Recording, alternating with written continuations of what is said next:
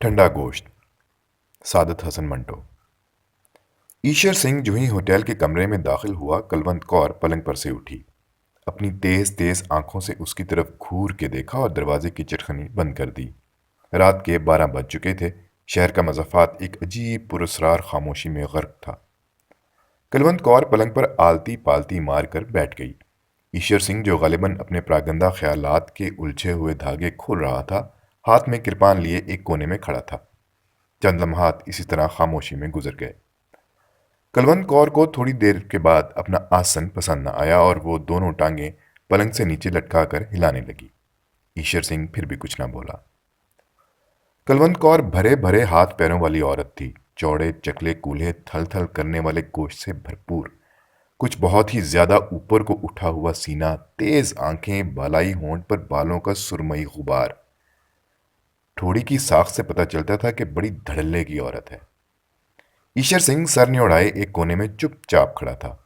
Sir पर उसकी कस कर बांधी हुई पगड़ी ढीली हो रही थी। उसके हाथ जो किरपान थामे हुए थे, थोड़े थोड़े लर्जां थे, मगर उसके कदो कामत और कदो खाल से पता चलता था कि वह कुलवंत कौर जैसी औरत के लिए मौजून तरीन मर्द है। चंद और लम्हात जब इसी तरह खामोशी में गुजर गए तो कुलवंत कौर छलक पड़ी, लेकिन तेज तेज आंखों को नचाकर वह सिर्फ इस कदर कह सकी, ईशर सैया। ईशर सिंह ने गर्दन उठाकर कुलवंत कौर की तरफ देखा, मगर उसकी निगाहों की गोलियों की ताब ना लाकर मुंह दूसरी तरफ मोड़ लिया। कुलवंत कौर चिल्लाई, ईशर सैया, लेकिन फौरन ही आवाज भींच ली और पलंग पर से उठकर उसकी जानिब जाते हुए बोली, कहाँ रहे तुम इतने दिन? ईशर सिंह ने खुश्क होंठों पर जबान फेरी, मुझे मालूम नहीं। कुलवंत कौर भुना गई, यह भी कोई माँ या जवाब है? ईशर सिंह ने कृपान एक तरफ फेंक दी और पलंग पर लेट गया। ऐसा मालूम होता था कि वो कई दिनों का बीमार है। कुलवंत कौर ने पलंग की तरफ देखा, जो अब ईशर सिंह से लबालब भरा था। उसके दिल में हमदर्दी का जज्बा पैदा हो गया। चुनाचे उसके माथे पर हाथ रखकर उसने बड़े प्यार से पूछा, जानी क्या हुआ है तुम्हें? ईशर सिंह छत की तरफ देख रहा था। उससे निगाहें हटाकर उसने कुलवंत कौर के मानूस चेहरे को टटोलना शुरू किया। कुलवंत। उसकी आवाज में दर्द था। कुलवंत कौर सारी की सारी सिमट कर अपने बालाई होंठ में आ गई। हाँ जानी, कहकर वो उसको दांतों से काटने लगी। ईशर सिंह ने पगड़ी उतार दी। कुलवंत कौर की तरफ सहारा लेने वाली निगाहों से देखा। उसके गोश्त भरे कूल्हे पर जोर से धप्पा मारा और सर को झटका देकर अपने आप से कहा, यह कुड़ी या दिमाग ही खराब है। झटका देने से उसके केस खुल गए। कुलवंत कौर उंगलियों से उनमें कंघी करने लगी।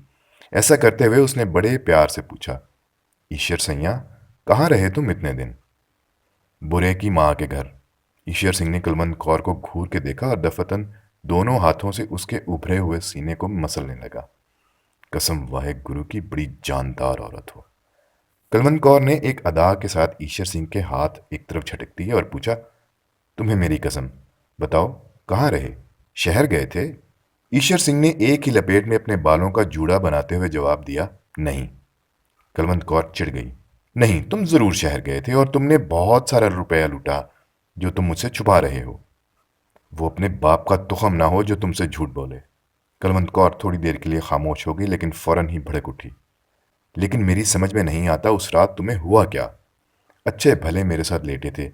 मुझे तुमने वो तमाम गहने पहना रखे थे जो तुम शहर से लूट के लाए थे। मेरी भप्पियां ले रहे थे, पर जाने एकदम तुम्हें क्या हुआ, उठे और कपड़े पहनकर बाहर निकल गए। ईशर सिंह का रंग जर्द हो गया। कुलवंत कौर ने यह तब्दीली देखते ही कहा, देखा कैसे रंग पीला पड़ गया? ईशर सैया, कसम वाहे गुरु की, जरूर कुछ दाल में काला है। तेरी जान की कसम, कुछ भी नहीं। ईशर सिंह की आवाज बेजान थी। कुलवंत कौर का शुबा और ज्यादा मजबूत हो गया। बलाई होंठ भींचकर उसने एक एक लफ्ज पर जोर देते हुए कहा, ईशर सैया, क्या बात है? तुम वो नहीं हो जो आज से 8 रोज पहले थे। ईशर सिंह एकदम उठ बैठा, जैसे किसी ने उस पर हमला किया हो। कुलवंत कौर को अपने तनोमंद बाजू में समेटकर उसने पूरी कुव्वत के साथ उसे भंबोड़ना शुरू कर दिया। जानी मैं वही हूं, कुट कुट पा जफियां, तेरी निकले हड्डां दी गर्मी। कुलवंत कौर ने कोई मजाहमत ना की, लेकिन वो शिकायत करती रही, तुम्हें उस रात हो क्या गया था? बुरे की माँ का वो हो गया था, बताओगे नहीं? कोई बात हो तो बताऊं? मुझे अपने हाथों से जलाओ अगर झूठ बोलूं। ईशर सिंह ने अपने बाजू उसकी गर्दन में डाल दिए और होंठ उसके होंठों में गाड़ दिए। मूंछों के बाल कुलवंत कौर के नथनों में घुसे तो उसे छींक आ गई। दोनों हंसने लगे। ईश्वर सिंह ने अपनी सदरी उतार दी और कुलवंत कौर को शहवत भरी नजरों से देखकर कहा, आओ जानी, एक बाजी ताश की हो जाए। कुलवंत कौर के बालाई होंठ पर पसीने की नन्ही नन्ही बूंदें फूट आईं। एक अदा के साथ उसने अपनी आंखों की पुतलियां घुमाई और कहा, चल दफा हो। ईश्वर सिंह ने उसके भरे हुए कूल्हे पर जोर से चुटकी भरी। कुलवंत कौर तड़प कर एक तरफ हट गई। ना कर ईश्वर सिंह, मेरे दर्द होता है। ईश्वर सिंह ने आगे बढ़कर कुलवंत कौर का बालाई होंठ अपने दांतों तले दबा लिया और कचकचाने लगा। कुलवंत कौर बिल्कुल पिघल गई। ईश्वर सिंह ने अपना कुर्ता उतार के फेंक दिया और कहा, लो फिर हो जाए तुरप चाल। कुलवंत कौर का बालाई होंठ कपकपाने लगा। ईश्वर सिंह ने दोनों हाथों से कुलवंत कौर की कमीज का घेरा पकड़ा और जिस तरह बकरे की खाल उतारते हैं उसी तरह उसको उतार कर एक तरफ रख दिया। फिर उसने घूर के उसके नंगे बदन को देखा और जोर से उसके बाजू पर चुटकी भरते हुए कहा, कुलवंत, कसम वाहे गुरु की बड़ी करारी औरत है तू। कुलवंत कौर अपने बाजू पर उभरे हुए लाल धब्बे को देखने लगी। बड़ा जालिम है तू ईश्वर सिंह। ईश्वर सिंह अपनी घनी काली मूंछों में मुस्कुराया। होने दे आज जुल्म। और ये कहकर उसने मजीद जुल्म ढाने शुरू किए। कुलवंत कौर का बालाई होंठ दांतों तले कचकचाया, कान की लुओं को काटा, उभरे हुए सीने को भंभोड़ा, भरे हुए कूलों पर आवाज पैदा करने वाले चांटे मारे, गालों के मुंह भर भर के बोसे लिए, चूस चूस कर उसका सारा सीना थूकों से लथेड़ दिया। कुलवंत कौर तेज आंच पर चढ़ी हुई हांडी की तरह उबलने लगी, लेकिन ईश्वर सिंह इन तमाम हीलों के बावजूद खुद में हरारत पैदा न कर सका। जितने गोर और जितने दावों से याद थे सब के सब उसने पिट जाने वाले पहलवान की तरह इस्तेमाल कर दिए, पर कोई कारगर न हुआ। कुलवंत कौर ने, जिसके बदन के सारे तार तन कर खुद ब खुद बज रहे थे, गैर जरूरी छेड़छाड़ से तंग आकर कहा, ईश्वर सैया काफी फेंट चुका, अब पत्ता फेंक। ये सुनते ही ईश्वर सिंह के हाथ से जैसे ताश की सारी गड्डी नीचे फिसल गई। हामता हुआ वो कुलवंत कौर के पहलू में लेट गया और उसके माथे पर सर्द पसीने के लेप होने लगे। कुलवंत कौर ने उसे गरमाने की बहुत कोशिश की मगर नाकाम रही। अब तक सब कुछ मुंह से कहे बगैर होता रहा था, लेकिन अब कुलवंत कौर के मुंतजिर बाअमल आज़ा को सख्त नाउमीदी हुई तो वह झिल्ला कर पलंग से नीचे उतर गई। सामने खूंटी पर चादर पड़ी थी, उसको उतार कर उसने जल्दी जल्दी ओढ़कर और नथने फुलाकर बिफरे हुए लहजे में कहा, ईश्वर सैया वो कौन हरामजादी है जिसके पास तू इतने दिन रहकर आया है, जिसने तुझे निचोड़ डाला है। ईश्वर सिंह पलंग पर लेटा हाँफता रहा और उसने कोई जवाब न दिया। कुलवंत कौर गुस्से से उबलने लगी। मैं पूछती हूँ, कौन है वो चुड्डू, कौन है वो लिफ्ती, कौन है वो चोर पत्ता? ईश्वर सिंह ने थके हुए लहजे में जवाब दिया, कोई भी नहीं कुलवंत, कोई भी नहीं। कुलवंत कौर ने अपने भरे हुए कूल्हों पर हाथ रखकर एक अज़म के साथ कहा, ईश्वर सैया, मैं आज झूठ सच जान के रहूंगी, खाओ वाहे गुरु जी की कसम। क्या इसकी तह में कोई औरत नहीं? ईश्वर सिंह ने कुछ कहना चाहा मगर कुलवंत कौर ने उसकी इजाज़त न दी। कसम खाने से पहले सोच ले कि मैं भी सरदार निहाल सिंह की बेटी हूँ, टिक्का बोटी कर दूंगी अगर तूने झूठ बोला। ले अब खा वाहे गुरु जी की कसम, क्या इसकी तह में कोई औरत नहीं? ईश्वर सिंह ने बड़े दुख के साथ इस बात में सर हिलाया। कुलवंत कौर बिल्कुल दीवानी हो गई। उसने लपक कर कोने में से किरपान उठाई, मयान को केले की छिलकी की तरह उतार कर एक तरफ फेंका और ईश्वर सिंह पर वार कर दिया। आन की आन में लहू के फवारे छूट पड़े। कुलवंत कौर की इससे भी तसल्ली न हुई तो उसने वहशी बिल्लियों की तरह ईश्वर सिंह के केस नोचने शुरू कर दिए। साथ ही साथ वो अपनी नामालूम औरत को मोटी मोटी गालियां देती रही। ईश्वर सिंह ने थोड़ी देर के बाद नकाहत भरी इल्तिजा की, जाने दे अब कुलवंत, जाने दे। उसकी आवाज़ में बला का दर्द था। कुलवंत कौर पीछे हट गई। खून ईश्वर सिंह के गले से उड़ उड़ कर उसकी मूंछों पर गिर रहा था। उसने अपने लर्जा होंठ खोले और कुलवंत कौर की तरफ शुक्रिया और गिले की मिली जुली निगाहों से देखा। मेरी जान, तुमने बहुत जल्दी की, लेकिन जो हुआ ठीक है। कुलवंत कौर का हसद फिर भड़का। वो कौन है तुम्हारी माँ? लहू ईश्वर सिंह की जबान तक पहुंच गया। जब उसने उसका जायका चखा तो उसके बदन में झुरझुरी सी दौड़ गई। और मैं बहनिया 6 आदमियों का कत्ल कर चुका हूँ इसी कृपान से। कुलवंत कौर के दिमाग में सिर्फ दूसरी औरत थी।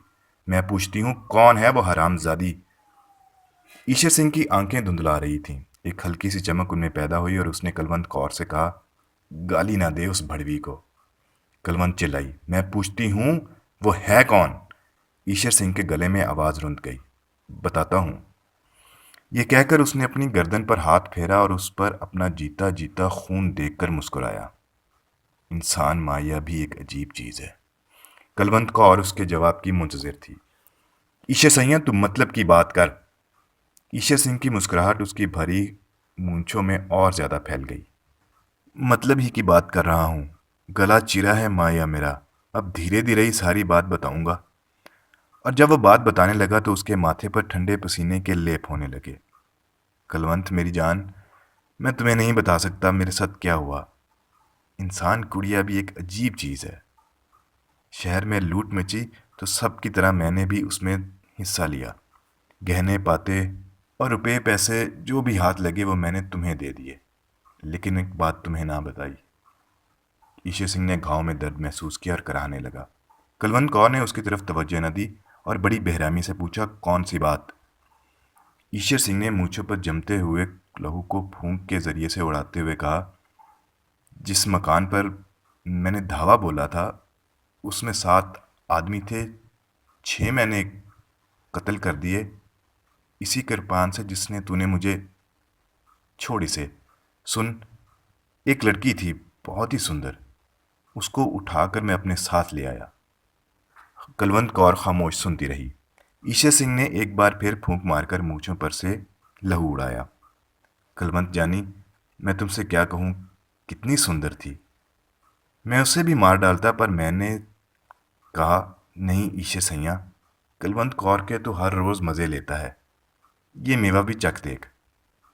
कुलवंत कौर ने सिर्फ इस कदर कहा, और मैं उसे कंधे पर डालकर चल दिया। रास्ते में क्या कह रहा था मैं? हाँ, रास्ते में नहर की पटरी के पास थोहड़ की झाड़ियों तले मैंने उसे लिटा दिया। पहले सोचा फेंटूं, लेकिन फिर ख्याल आया कि नहीं। ये कहते कहते ईशर सिंह की जबान सूख गई। कुलवंत कौर ने थूक निकलकर अपना हल्क तर किया और पूछा, फिर क्या हुआ?